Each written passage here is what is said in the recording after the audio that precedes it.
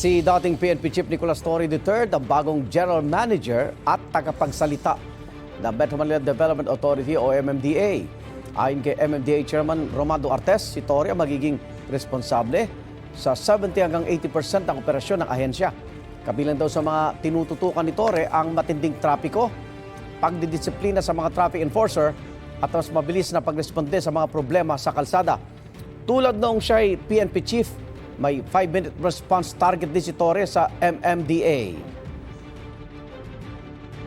We'll oversee everything sabay-sabayan. Sa ngayon, ang focus natin, yung traffic, dahil perennial naman yan, ang baha, ang solid waste management.